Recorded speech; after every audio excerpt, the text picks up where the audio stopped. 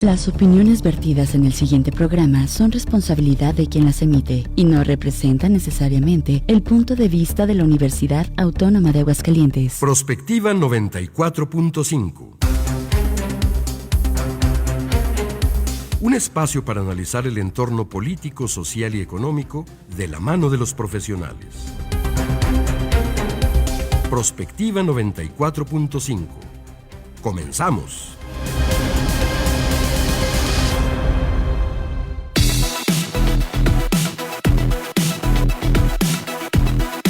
Hola, ¿qué tal? Muy buenos días, bienvenidos a Prospectiva 94.5. Gracias por estarnos acompañando. Hoy es miércoles, es mitad de semana, 15 de enero de este año 2025. Gracias a la gente que está siguiendo la señal de nuestra radio universitaria, Radio UAA 94.5 FM. Gracias también a quienes nos siguen en el canal 26.2, Televisión Abierta UATV. Estamos en la transmisión en vivo en Facebook Live y en YouTube en Radio UAA 94.5 FM. Hoy tenemos un tema bien interesante y estamos ya a escasos días de que Donald Trump asuma la presidencia de una de las naciones más poderosas. Y bueno, queremos analizar con nuestros expertos el contexto político y mediático previo al arribo de este personaje polémico, además que ha utilizado los medios de comunicación a su favor, creo yo, y bueno, pues ahí están los resultados. Vamos a platicar sobre este tema, ojalá que nos puedan acompañar esta mañana a lo largo de esta hora. Y bueno, como todos los días, me da mucho gusto saludar a mi compañera en la conducción, Mari Hernández. ¿Cómo estás, Mari? Buenos días. Hola, Leti, muy buen día. Yo creo que un tema muy interesante porque además de todo, creo que está, al igual que otros presidentes populistas de Latinoamérica y de todo el mundo, tratando de degradar un poco, generar desconfianza en los medios de comunicación que son formales y buscando pues un poco más apoyo y polarización en las redes sociales, que creo que pues lo logró bastante, como lo logró en su momento aquí en México el expresidente Andrés Manuel López Obrador. Uh-huh. Y como Nayib Bukele, y bueno, podemos dar otros ejemplos de este tipo de personajes que con esta polarización logran pues que su popularidad siga creciendo y al final de cuentas ganar elecciones y estar en los gobiernos, ¿no? Exactamente, hoy tenemos a dos expertos que nos van a decir pues qué es lo que opinan a propósito. La línea está abierta, 4499-1215-88, ahí mándenos sus mensajes de texto en WhatsApp, participen también en las redes, ya les decía, estamos en Facebook Live, si quieren hacerlo ahí en el programa o aparte, Radio UAA 94.5 FM, igual pueden bajar la aplicación para que nos acompañen desde cualquier parte en donde ustedes se encuentren conectados. Gracias al equipo de producción, a Checo Pacheco, Samuel Ornelas, a Sofía Cermeño, la gente que está allá en UATV, en Rita, gracias a todos ustedes y bueno, si les parece, vamos arrancando con nuestro resumen.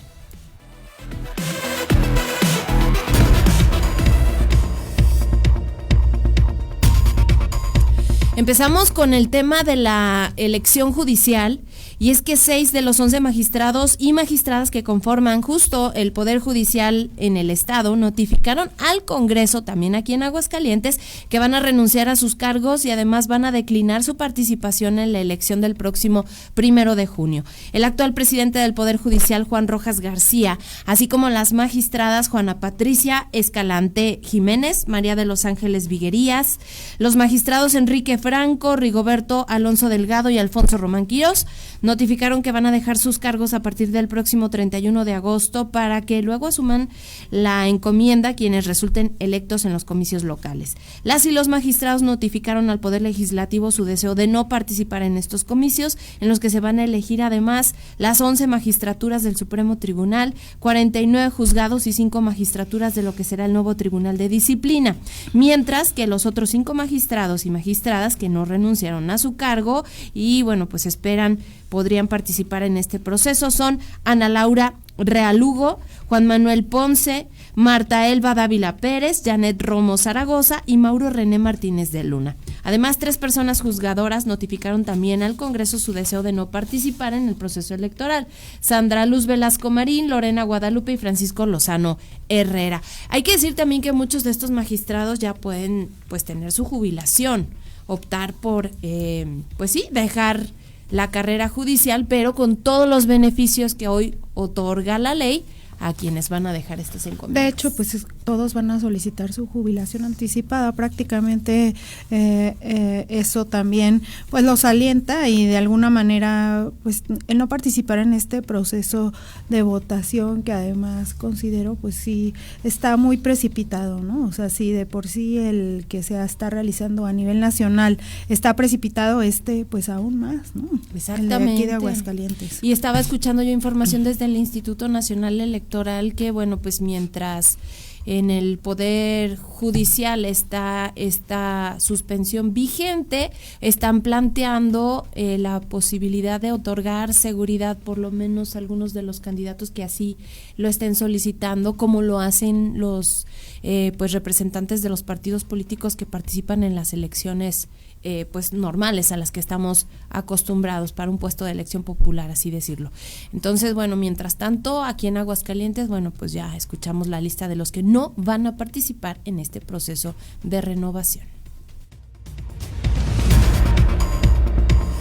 Por otra parte, la presidenta Claudia Sheinbaum se comprometió el día de ayer a que en 2 meses se va a resolver el desabasto de medicamentos en los centros de salud y hospitales en el país.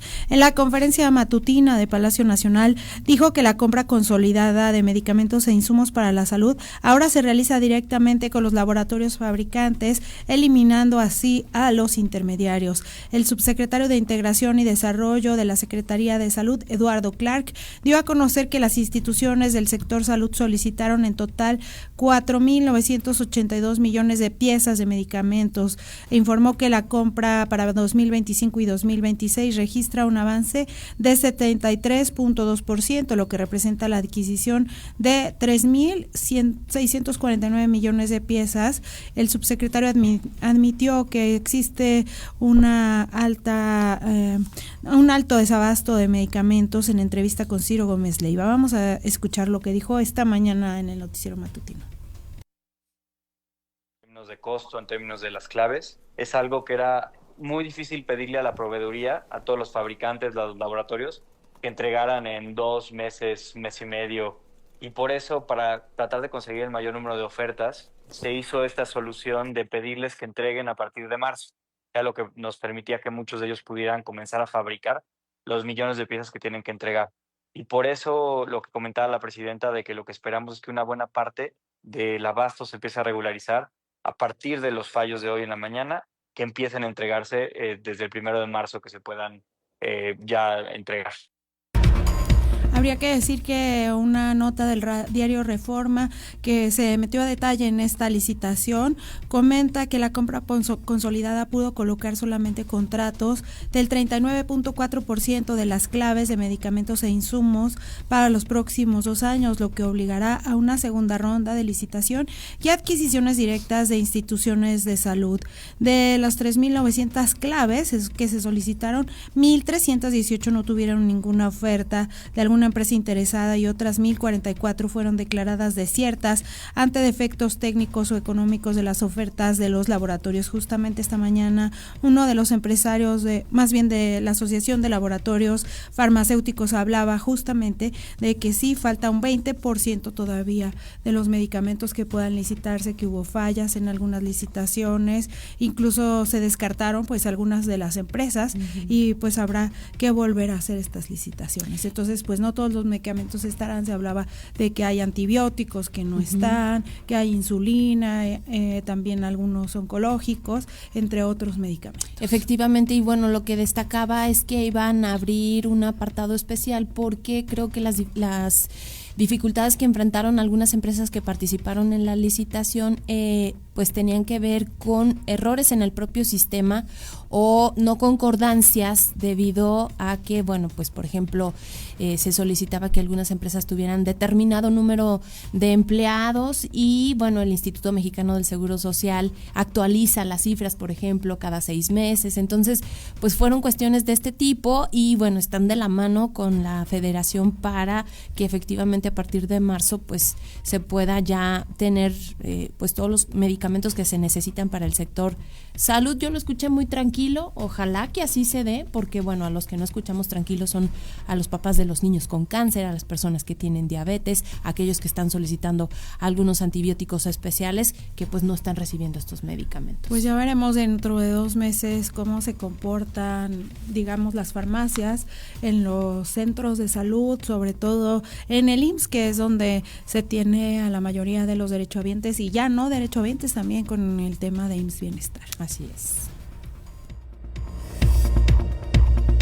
Y bueno, también hay que hablar de la inseguridad. Elementos de las Fuerzas Armadas han reforzado las acciones contra la incidencia delictiva en 2 estados de la República. Estamos hablando de Tabasco y de Morelos, que han sido nota nacional, 2 de los estados que han tenido un violento inicio de este año. Un contingente de 180 soldados del ejército arribó a Villahermosa, donde ayer fueron hallados varios cuerpos desmembrados dentro de bolsas negras tiradas en el kilómetro 18 de la carretera a Ateapa, lo que generó pánico entre los habitantes de la zona. Un kinder cercano suspendió clases y en una primaria aledaña la asistencia de los alumnos disminuyó.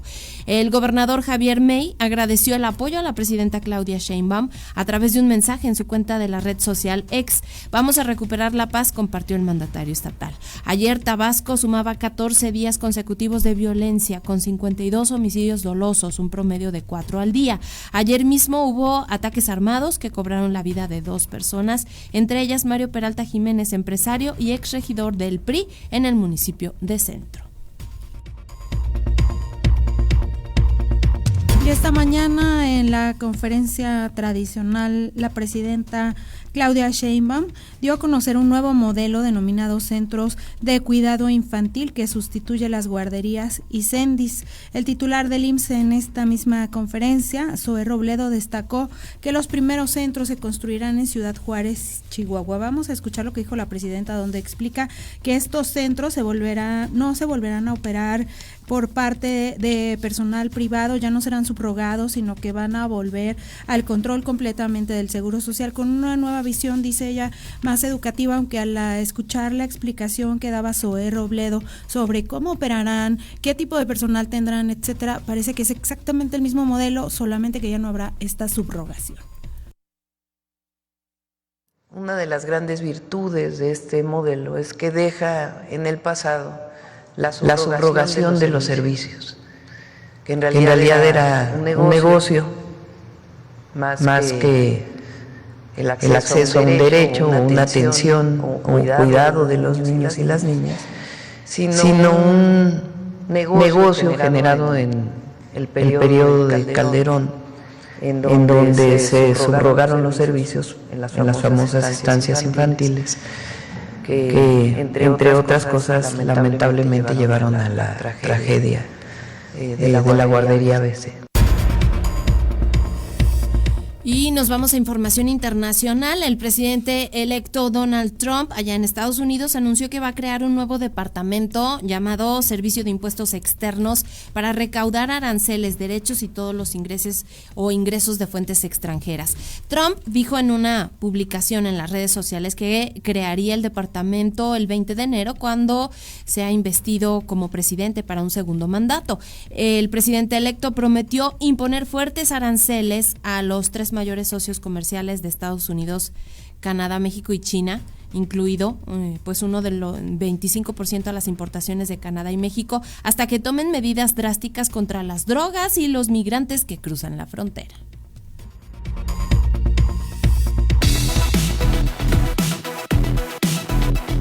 Comunícate al WhatsApp al 449-912-1588. Búscanos en Facebook como Radio UAA o en Instagram, Radio UAA 94.5 FM.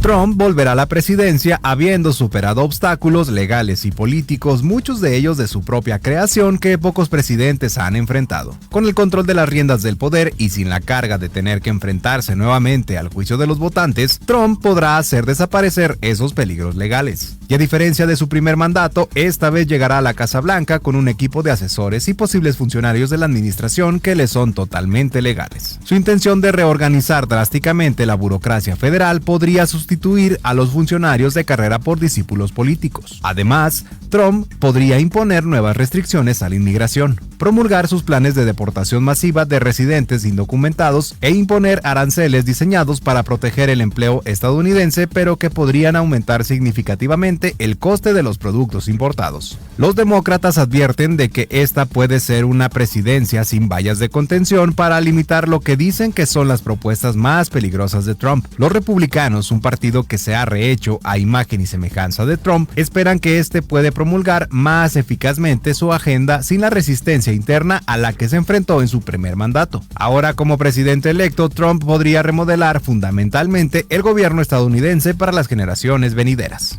Aunado a lo anterior, editoriales periodísticos califican a Donald Trump como abusuario de Twitter por sus frases lapidarias e incendiarias. Su universo comunicacional, Trutlandia, es paralelo a los medios tradicionales, sus enemigos. Desde su campaña, los medios lo han desafiado, pero lo siguen porque sus disparates garantizan rating. Su conducta atrabiliaria, errática, ajena a todo protocolo, ha ocasionado tensiones diplomáticas. Sin embargo, no basta con adjetivar al personaje. Podemos explicarlo a la luz de teorías de la comunicación y los medios. La teoría Agenda Setting permite reconocer cómo determinados medios, sucesos y personajes son protagónicos como para establecer la agenda de la discusión mediática. Esto y el que haya conseguido el apoyo de los millones de ciudadanos, sobre todo hombres blancos de clase media sin educación superior, pero no solo. Así es Trump, el showman que de fenómeno mediático comunicacional llegó a ser presidente y por el que hoy nuestros especialistas en prospectiva harán un análisis previo a su arribo al gobierno de una de las naciones más poderosas en el mundo.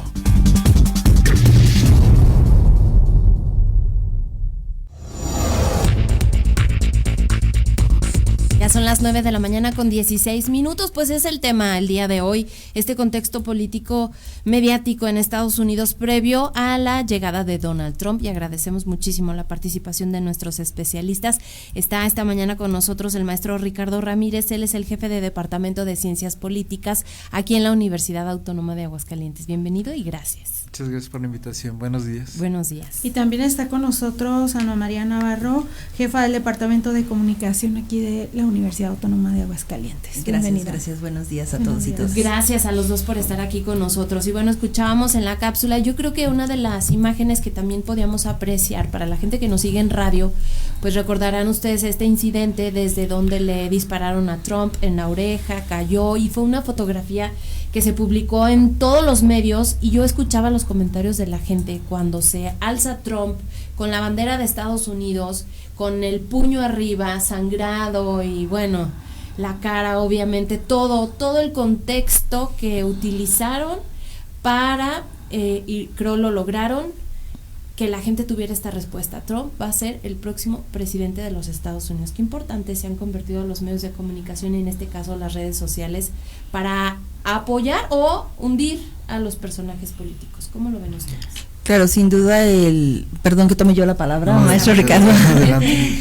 Sin duda el protagonismo de la imagen y del discurso en las campañas políticas, desde hace ya algunos años, tradicionalmente, pero digo, con esta fuerza que toma, que se potencia con las redes sociales, sin duda este protagonismo es un asunto que no hay que soslayar en ningún caso cuando de política y de comunicación política estamos hablando, ¿no? Entonces, si bien el que una persona llegue al poder tiene mucho más que ver que solamente con discurso en medios y imágenes publicadas en medios, sin duda hay un montón de cosas mucho más complejas detrás, pero la potencia de estas imágenes, la potencia de esta construcción del discurso que ya decía la introducción del tema, es un asunto probado cómo un discurso se construye para crear, en este caso, héroes, como esta fotografía, esta imagen de la que nos hablas, de este Trump levantando el puño con esta bandera ondeante atrás, casi como un monumento al héroe. Se construyen héroes, se construyen villanos, se construyen adversarios, se construyen aliados de una manera que repercute en el pensamiento y en la imagen que la gente tiene de ciertas personas, personalidades, personajes. Entonces es muy importante el poder de la comunicación y bueno, el manejo que se tiene desde la candidatura del futuro presidente, o sea, ahora ya electo presidente Donald Trump, pues sin duda ha sido muy consciente de ese poder. O sea, quienes han manejado esta imagen, quienes han manejado su discurso, y él mismo es una persona que tiene plena conciencia del poder de las redes sociales, plena conciencia del poder de la imagen, y también es interesante cómo los medios en América Latina, en específico en México, también cómo manejan el discurso en torno a este personaje que es Donald Trump, porque a él, cómo lo hemos creado como medios, y esto que también se mencionaba al principio, si sus disparates, su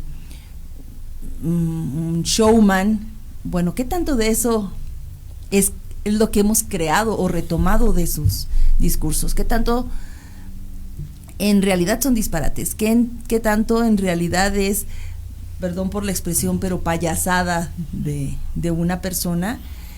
¿Y qué tanto hay de trasfondo en eso? Yo estoy segura que ahorita el maestro Ricardo nos va a poder ahondar en esa reflexión, pero sin duda lo que nosotros, todos ustedes y nosotros aquí tras los micrófonos y quien nos escucha pensamos, tiene mucho que ver con lo que se publica en redes sociales, con lo que escuchamos en medios de comunicación y con el discurso que se maneja de manera muy planeada en los distintos sectores de la política. Hablaba yo al principio, y creo que coincide con lo que dice un tanto Ana, maestro, para preguntarle, de estos discursos populistas que se han empezado a dar en diferentes partes del mundo y que han tenido pues un gran éxito, que hablamos por ejemplo de Javier Milei en Argentina, que pone como su principal discurso este sentimiento popular de la crisis económica que es muy profunda en Argentina todavía, ¿no? López Obrador aquí en México, su antagonista fue la corrupción más que la oposición o cualquier cosa, y que es algo que los mexicanos estábamos hartos de sufrir, ¿no? Igual en Bukele con el tema de las maras y las pandillas, etcétera, y Trump pues también da en el clavo al hablar del tema de la situación económica de muchas familias migrantes estadounidenses, y se remite a rechazar a nuevos migrantes, ¿no?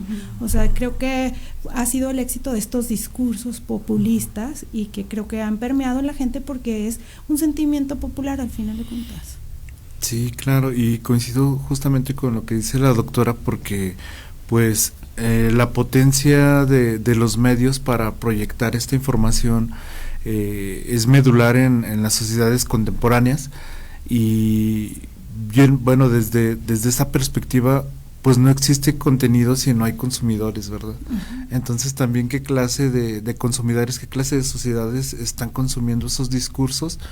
Me parece interesante en el caso mexicano, como bien lo menciona, si bien tenemos una imagen de Donald Trump como el nuevo héroe que va a rescatar a Norteamérica de toda esta globalización atacando, todo este ataque extranjero, porque los norteamericanos, para ellos su peor enemigo viene de afuera, pero no se dan cuenta que dentro de ellos mismos están en cuestiones de seguridad, de construcción social y civil, pues están muy polarizados, como lo mencionaban. Y pues al final de cuentas este constructo de agendas pues va creando estos personajes que de cierta manera la sociedad está consumiendo. Recordemos el caso mexicano, hay presidentes que rayan en una línea, o hubo presidentes que rayan en una línea muy delgada de una telenovela, totalmente en esa figura. Igual si nos transportamos a presidentes europeos, pues también están envueltos en este mismo show de asistir a eventos protocolarios y de otro tipo, ¿no? Entonces estos discursos que se van generando y que ahora las redes sociales proyectan, pues nos encontramos algo que me parece muy interesante, que hace 20 años no ocurría, y me refiero a la retroalimentación. Los discursos, todo lo que se proyectaba mediáticamente no tenía una recepción, pero ahora las redes sociales le han dado un giro a la comunicación. En ese sentido, ahora ya hay usuarios que pueden crear su propio contenido, que pueden crear sus propias plataformas, y esto pues al final de cuentas pues va generando estos consumidores, ¿no? Y yo creo que este tipo de presidentes existe porque pues la sociedad también está acostumbrada a que vengan figuras a la política que sean vistos más que como figuras de servidores públicos, son vistos como mesías, como salvadores de problemas que muchas veces superan los alcances humanos. Ahora, ¿qué pasa con las masas? ¿Somos desmemoriados o es tanta la influencia que de pronto en redes sociales o en medios de comunicación tenemos que cambiamos nuestra percepción, en este caso de los políticos? ¿Se acuerdan cuando Trump termina su primer mandato que, primero no aceptaba su derrota, con un nivel de popularidad muy abajo de lo que habían tenido otros presidentes allá en la Unión Americana, con la toma del Capitolio, no asistió a la toma de protesta de Joe Biden? O sea, eran como muchas cosas en medio de todo ese escenario. Había gente que publicaba en medios internacionales que la carrera de Trump había terminado luego de esto último, la toma del Capitolio, ¿no? Entonces, de pronto vemos como este reauge o reimpulso que le dan a través de, pues incluso hasta lo expulsaron de Twitter y luego abre su propia red social. O sea, ¿qué pasa en la gente? Bueno, por un lado, como consumidores, a la gente eso le encanta. O sea, no es que nos encanta, más bien porque todos estamos en lo mismo, ¿no? No es que actualmente ese tipo de situaciones puedan hundir la carrera de alguien si ese alguien sabe manejarlas. Entonces, Trump ha sido muy consistente en el manejo de su imagen y de su comunicación, y ese tipo de situaciones le fortalecen en vez de debilitarlo. Y la gente está fascinada. O sea, la gente acá, sea que lo veamos como ¿cómo es posible que la gente vote por él si hizo esto? Bueno, nos encanta estar consumiendo ese cómo es posible. La gente en Estados Unidos tiene otra percepción diferente y se conjunta con una administración anterior que no fue tampoco muy exitosa en términos políticos ni de popularidad, y tampoco en el manejo de su imagen del presidente que sale, Joe Biden. Entonces, cuando pones en una balanza como consumidor, ¿no? Bueno, me interesa más este tipo de situaciones que están sucediendo con Donald Trump, pero cuando como votante pones también en una balanza, y si además, como lo ha hecho Donald Trump, incluyes en este discurso estos enemigos muy claros de mi estabilidad social y de mi paz como sociedad, que es el terrorismo, o sea, el narcotráfico ahora calificado como terrorismo, los migrantes que desde el principio Donald Trump los ha identificado como enemigos de la sociedad, delincuentes, como delincuentes, China, todo lo que está en contra de sus intereses son enemigos, y es muy fácil porque tienes muchos elementos para hacerle ver a la gente que son sus enemigos. O sea, tus hijos están muriendo por droga porque alguien se las está vendiendo, porque alguien no está permitiendo que entre a la frontera, porque alguien, es decir, tú como madre de ese hijo que está muriendo por asuntos de droga, vas a aceptar ese discurso del enemigo, no cuesta trabajo. Tú como empresario estadounidense capitalista, si están afectando tus intereses otras lógicas de mercado dominadas por China, pues claro que vas a aceptar ese discurso. Entonces, no creo que sea falta de memoria. Creo que por un lado es que nos encanta consumir ese tipo de mensajes, pero por otro que se da en el clavo de qué tipo de mensajes transmitir. ¿Y qué pasa con este fenómeno que también se está dando en la política internacional de los outsiders o de las personas que supuestamente no son políticos, pero que ahora quieren ser votados para imponer o para, digamos, ser más empáticos con la gente, ¿no? O sea, Trump se vende como un empresario, no como político, y pasa con otras figuras a nivel internacional igual. Sí, claro, eso coincide estrechamente con algo que en los últimos años, décadas, se perdió la ideología de los partidos políticos, se empezó a desdibujar. Después de los 90, pues teníamos muy marcado dos posturas, democrático, socialista, comunista. Eran dos posturas muy arraigadas, pero se fueron desdibujando. Los partidos políticos se convirtieron en agencias de marketing. Querían alcanzar votos a costa de lo que fuera, no importa qué candidato o candidata se acercara con esa voluntad de buscar el poder.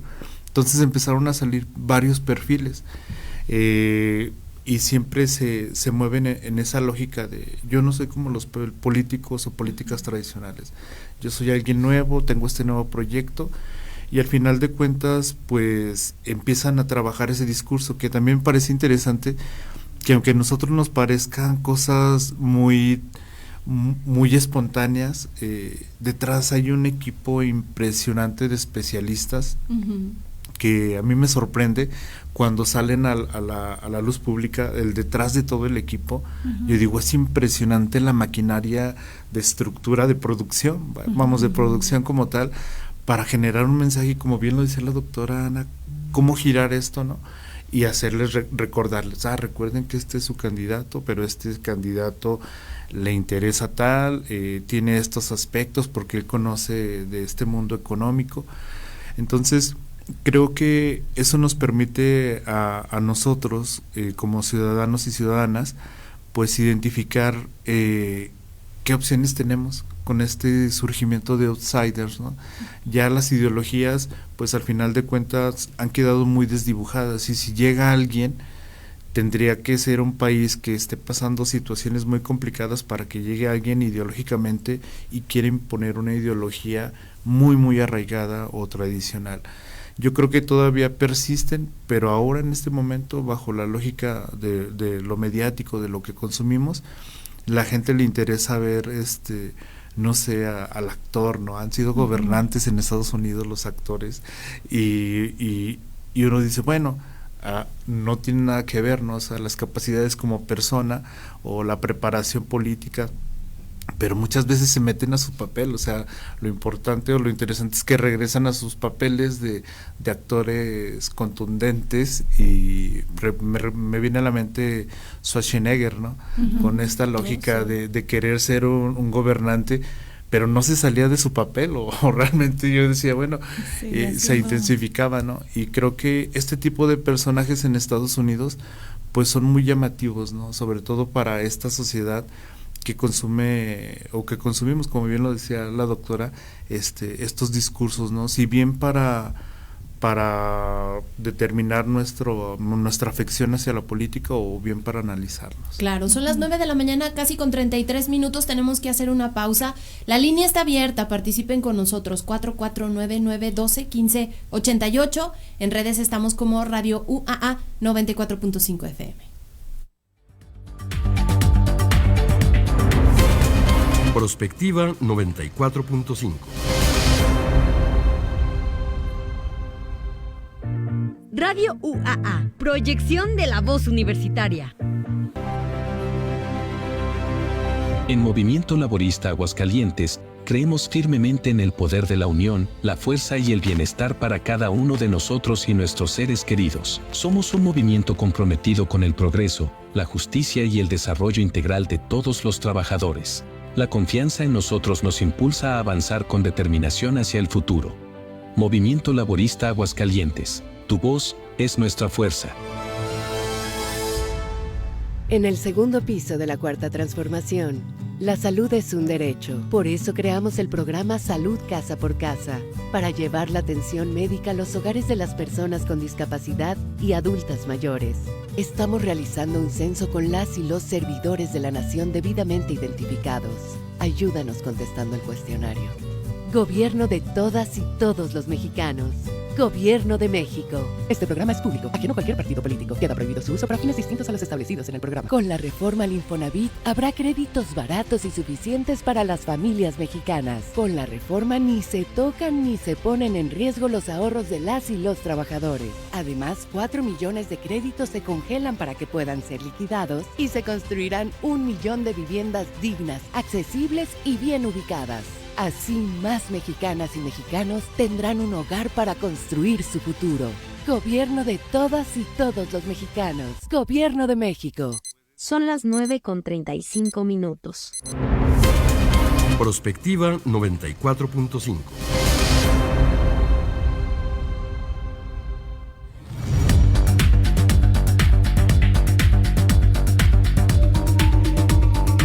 Son las 9 de la mañana con 35 minutos, estamos de regreso, estábamos platicando el contexto político mediático en Estados Unidos previo a la llegada de Donald Trump y están con nosotros el maestro Ricardo Ramírez, jefe del Departamento de Ciencias Políticas de esta Casa de Estudios y la doctora Ana María Navarro, jefa del Departamento de Comunicación también de esta Casa de Estudios. Yo quisiera preguntarles así directamente porque lo hemos platicado aquí cuando estamos planteando los temas. Específicamente cuando hablamos de Trump, los atentados, como todas las reacciones, porque en el arranque del año hubo pues muchos incidentes, atropellos masivos, autos que explotaron, como muchas cosas que estaba Estados Unidos en el foco de atención al arribo de Donald Trump este próximo 20 de enero. ¿Serán reales? ¿Serán parte del uso que hacen los expertos, como decía el maestro, todo este equipo que rodea a Trump? Porque pues es, por ejemplo, un Tesla explotando afuera de un lugar que representa el capitalismo, o sea, como muy simbólicas las cosas. Elon Musk tan amigo que está de Donald Trump y tan súper apoyador de Donald Trump. No, yo no creo que sean coincidencias. O sea, yo creo que sí son reales. No sé, porque no me atrevo a decirlo, porque desconozco si provienen de un descontento real, o si sea parte de la construcción. En estas cuestiones políticas siempre hay que pensar como en los diferentes posibilidades, porque hay grandes posibilidades de que el asunto no sea tan inocente.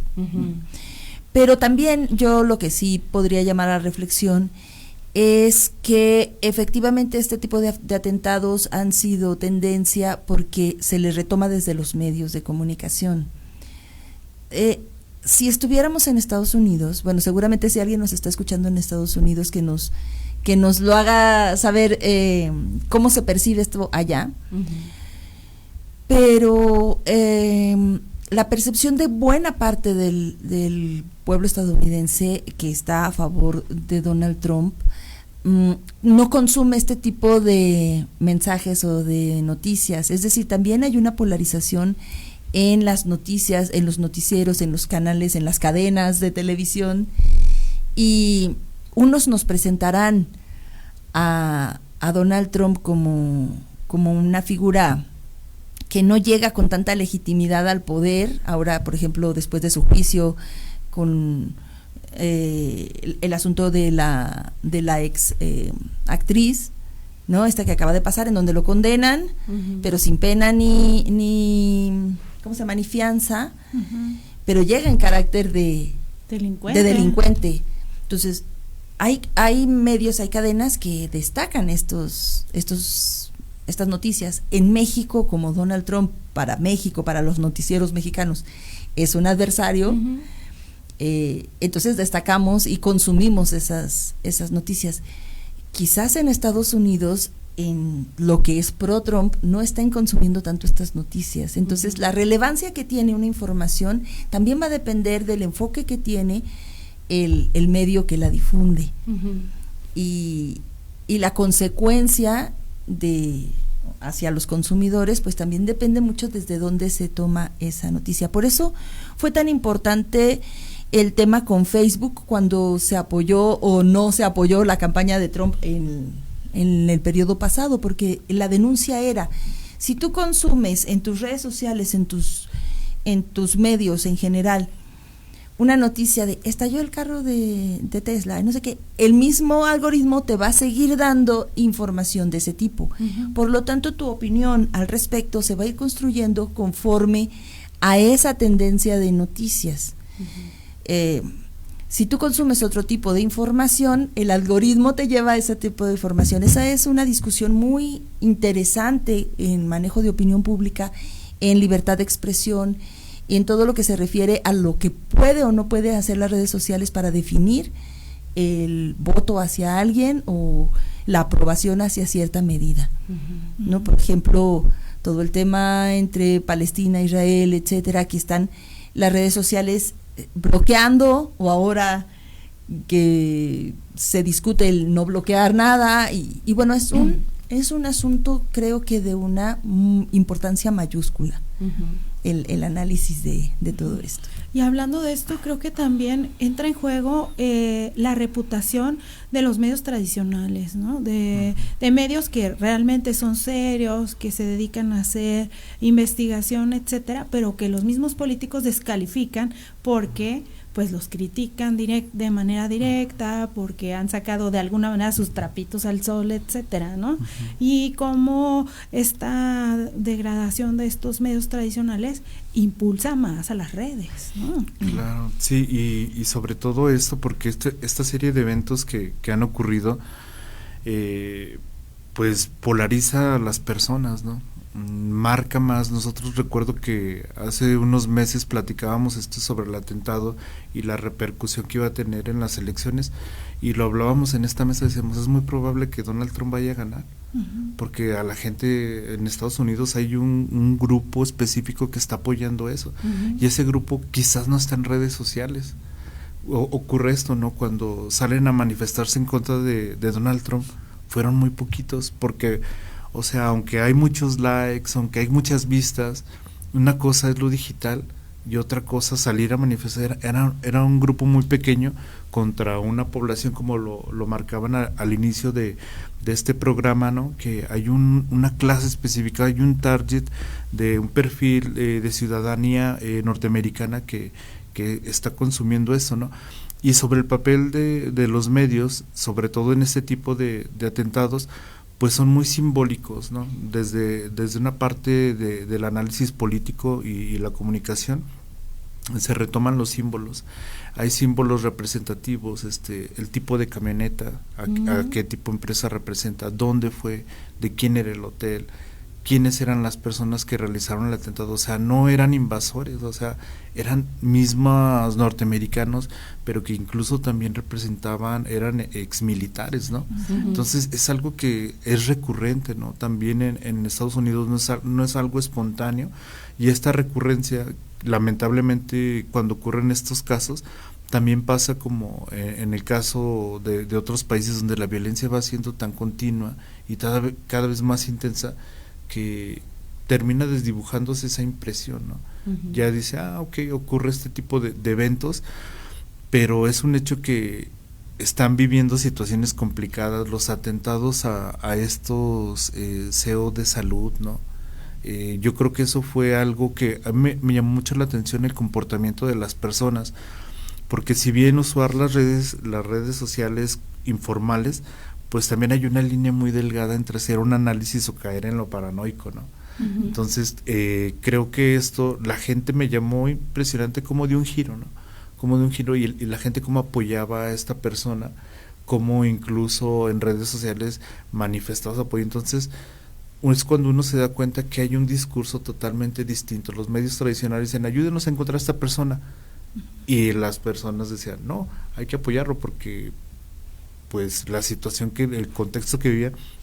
Entonces eso nos habla de estas nuevas generaciones, cómo están viendo a los medios tradicionales de comunicación y cómo ellos están haciendo uso o no de las nuevas redes, ¿no? Yo quisiera también hablar de la ética de las redes sociales, de las grandes compañías, porque por ejemplo me acuerdo cuando en su primer mandato se destapa todo esto de Cambridge Analytica, la campaña de desprestigio que se implementó y cómo modificaron la tendencia del voto en los Estados Unidos, y en este segundo periodo, pues como la base de la campaña de Donald Trump, era el descalificar, el poner en evidencia al actual presidente Joe Biden con este tema de que ya era muy longevo, que ya sus facultades no eran las mismas, etcétera. Y recuerdo algunos análisis que se hicieron internacionales que decían que pues obviamente cuando ya el otro partido decide que no va a ser Joe Biden y que impulsan a Kamala, hablaban de que iba a ser el equipo de Trump cuando había enfocado su campaña en el desprestigio de Biden ahora que regresaba Kamala. ¿Qué tan complicado no podría ser ahora retomar una campaña distinta? Pues ese es el tema, o sea, la ética es el tema. No sé si podemos hablar claramente de la ética de las redes sociales, porque las redes como concepto es de nadie, digamos. O sea, aunque de todos. De nadie y de todos. Entonces, la ética en las redes sociales recae de manera muy importante en el usuario de las redes sociales. Y eso es un problema, o sea, porque ¿quién es la autoridad ahí? Ahora, los dueños de las redes sociales, lo que han hecho y forzados por pues por determinaciones internacionales que los han llevado a juicio, a sentarse delante de los jueces, ha sido, bueno, yo pongo candados. Entonces, cualquier cosa que yo destaco como discurso de odio, falta de, como dicen en las reglas de las redes, como falta a los acuerdos de la comunidad, algo así, no me acuerdo cómo dice. O sea, si yo veo que algo está atentando contra alguien, yo, inteligencia artificial de las redes sociales, y lo bloqueo. Bueno, es que tampoco a veces bloquean cosas absurdas. Tampoco es ética, o sea, eso nada más es un mecanismo como para... Como un curita, exacto. Y no pensante, es decir, la ética incluye una conciencia moral. Entonces, las redes sociales así como tal, pues no la tienen. No tienen una conciencia moral, porque es fuente ovejuna, o sea, es todos y nadie. Entonces, más bien ahí se trata de una discusión de quién tiene esa responsabilidad de lo que sucede en las redes sociales, y todavía no lo resolvemos, y todavía no lo se resuelve a nivel internacional, a pesar de que ha habido pues grandes impulsos para legislar al respecto, porque también está la otra parte, el de la libertad de expresión. Entonces, bueno, yo soy libre de decir lo que yo quiero, es mi opinión, y al fin y al cabo, si tú no lo quieres escuchar, bueno, pues no me sigas, o sea, bloqueame. O sea, es un tema que no tiene todavía una solución clara. Sí. ¿Y qué pasa también con el tema de las encuestas? Porque creo que también quedó muy cuestionado algunos de los resultados que veíamos de una contienda mucho más cerrada en Estados Unidos con Kamala Harris y Donald Trump, y lo que hemos visto en las últimas procesos electorales, ¿no? Sí, pues yo creo que en esta misma lógica las encuestas terminaron convirtiéndose en herramientas de marketing político, y lamentablemente hay personas que pueden sesgar los métodos de recuperación de información y pueden crear estos porcentajes cercanos, y si le están diciendo a las personas que realmente un candidato se va acercando al posible ganador, pues eso va creando al final de cuentas un imaginario en la gente que dice, es cierto, está ganando fuerza, pues cambio mi decisión. Sin embargo, pues las bases electorales o las personas que tienen bien arraigado su afección hacia un candidato, pues demuestran lo contrario, y creo que pues también ha llegado el momento de cuestionar los métodos. En el caso de México, pues tenemos un sistema de parte del Instituto Nacional Electoral que les pide a las casas encuestadoras la metodología, ¿no?, para revisar hacia dónde va, qué tipo de target, cómo va a ser la metodología de aplicación, y yo creo que eso pues también nos apunta, y retomando un poquito sobre el tema de la ética, recuerdo mucho que en una ocasión, en el caso mexicano, una casa encuestadora que era dirigida por un director de un medio de comunicación, solamente se disculpó, dijo, bueno, pues nos equivocamos, nos pidió una disculpa y ya. No hubo sanción y estuvo durante meses, porque obviamente no la hacen por gusto, o sea, les pagan, ¿verdad? Claro. Y creo que eso de la ética y el uso de las redes sociales es importantísimo. Hay un concepto actual que la Unión Europea trabaja, que es soberanía digital. La Unión Europea como tal dice, ¿sabes qué? Esta red social tiene otras intenciones en Europa, no la vamos a permitir un cierto porcentaje de usuarios para que puedan tener, y ya después ya vamos a bloquear. Crean sus propias redes sociales porque justo raya en esa línea de qué tanto se puede permitir, qué tanto se puede prohibir, porque pues la libertad de expresión es un eje medular en nuestros sistemas democráticos, e impedir que usen un sistema de comunicación, pero también pues no estamos muy lejanos de todas estas cuestiones que legalmente pues han salido, ¿no? Del uso de los metadatos, el big data, cómo lo están empleando para otros fines. Entonces creo que va a llegar un momento donde los países, en México no tenemos ese problema, que usamos de las redes sociales de todos tipos, pero en otros países no, en otros países ustedes se pueden dar cuenta que no hay usuarios de ciertos países. En México sí usamos de todo, pero en otros países no. Y lo curioso que es que en México las redes sociales, como en el occidente, se han politizado.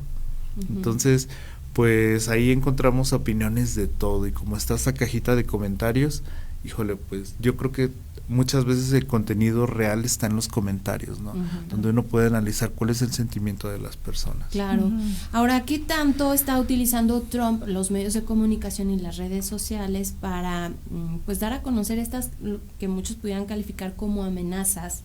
Porque hemos tenido expertos, analistas aquí de los temas económicos, políticos, etcétera, que por ejemplo, por decir algo, en el tema del Tratado de Libre Comercio, pues se le van a poner más candados a México, habrá más impuestos, habla de una cosa pues irracional, porque dicen nuestros analistas, es que si Trump cumple estas amenazas, pues también va a haber perjuicio para la economía de Estados Unidos, o sea, no lo puede hacer así como lo está diciendo. ¿Qué tan real es o no? ¿O qué tanto está utilizando como para que los gobiernos, en el caso de México, pues se pongan las pilas en temas de seguridad, en temas pues de impedir que las empresas chinas sigan creciendo aquí en nuestro país, etcétera? Claro, sí, sin duda es una utilización, así como lo dices, como amenaza. O sea, sin duda sí se han estado utilizando los medios de comunicación, las redes sociales, para proferir amenazas, porque sí son, o sea, yo creo que no hay otra manera de calificar cuando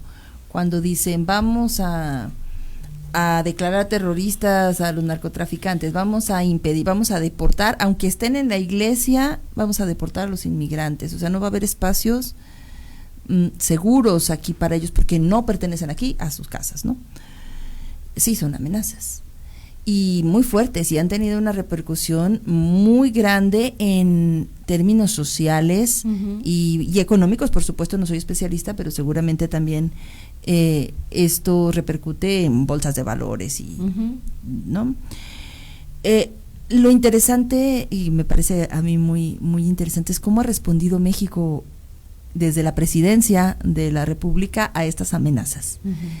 En términos de comunicación, me parece muy interesante el hecho que la presidenta Claudia Sheinbaum lo retome en sus mañaneras cada vez que Donald Trump profiere alguna de estas declaraciones, y ella lo ha retomado a veces de manera más acertada. Me parece que esta frase de nosotros colaboramos pero no nos subordinamos, me parece que es acertada en términos políticos, en términos de su imagen como mandataria, pero otras veces no tan acertados, como engancharse en esta discusión de si Golfo de México o Golfo de América, y presentar los mapas de la colonia. No me parece acertado, porque no me parece que sea el nivel del discurso que se debe de tomar desde la presidencia. Esto a nivel discursivo, pero por otro lado también a nivel de política pública, pues ha ha tenido que movilizar un montón de cosas. Estamos viendo lo que está pasando con los migrantes, a quienes dejamos pasar, como México, abrió las puertas. Dejamos pasar hasta la frontera de Estados Unidos, sabiendo que dentro de unos días los vamos a tener a todos de regreso, o que no habrán pasado. ¿Y qué vamos a hacer con esto en términos de política? Cuando ocurrió, no me quiero colgar mucho, pero cuando ocurrió este video de la DEA de cómo fabricaban el fentanilo, y que también la presidenta sale a decir que pues fue una producción, una aseveración falsa, que en México no se fabrica fentanilo. Entonces, está respondiendo a estas amenazas. Me parece que ha llevado a Trump a convertirse en quien pone la agenda del tema. O sea, él es el que pone los temas y los demás responden. Entonces, bueno, tiene consecuencias muy interesantes en términos mediáticos, políticos y sociales. Pero hay como también una doble reacción, ¿no? Creo que por un lado, como tú dices, habla de que en México no se produce fentanilo y que esa no es la correcta forma de producirlo, etcétera, cuando se hace el primer gran decomiso así espectacular de fentanilo en México, donde no se produce, ¿no? Sí, claro. Y bueno, eso hace que la popularidad de Trump siga creciendo, ¿no? O sea, al final de cuentas, esas amenazas tienen que ver con ese impacto en su popularidad. Y con hechos reales, y por eso son tan impactantes, porque tiene hechos reales atrás. Claro, y es lo que la gente le está esperando escuchar o ver las reacciones, la relación también de cómo va a trabajar el problema con Rusia, ¿no? Hablamos de la memoria. La gente lo condenó por su acercamiento con Rusia, pero ahora ha cambiado, ahora quiere que se acerque, quieren ver qué va a pasar. Entonces él lo ha dicho que va a hacer unas cosas de su agenda, y creo que esos son temas relevantes. Por lo pronto ya dijo la presidenta que no va, ese es también otro mensaje. Bueno, que no la invitaron. No, dijo que ella no iba a ir. Que ella ya no va a ir, pero que sí va a ir una representación.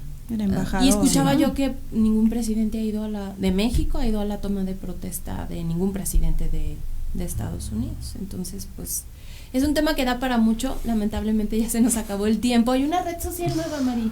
Note. Hay una red social que se llama Red Note. Y que está ahorita acaparando todas las descargas, porque acaba de salir una ley justamente en donde ya se prohíbe el uso de TikTok. Todavía no está prohibido completamente porque falta que entre en vigor, pero ya los estadounidenses están descargando esta Red Note. Red Note. Y seguramente va a llegar a México, por eso que estamos diciendo, aquí usamos todas las redes sociales. Así vamos bajando dependiendo de lo que nos van recomendando en Twitter, por cierto. Exacto, en Twitter. Pues les agradecemos muchísimo esta participación. Gracias, maestro Ricardo, doctora Ana, gracias.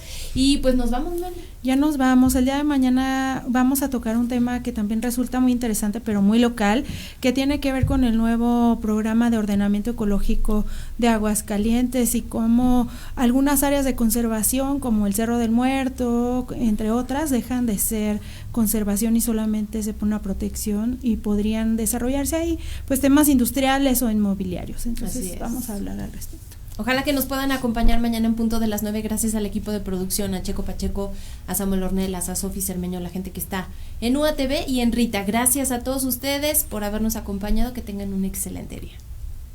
Prospectiva 94.5. Un espacio para analizar el entorno político, social y económico de la mano de los profesionales. Prospectiva 94.5.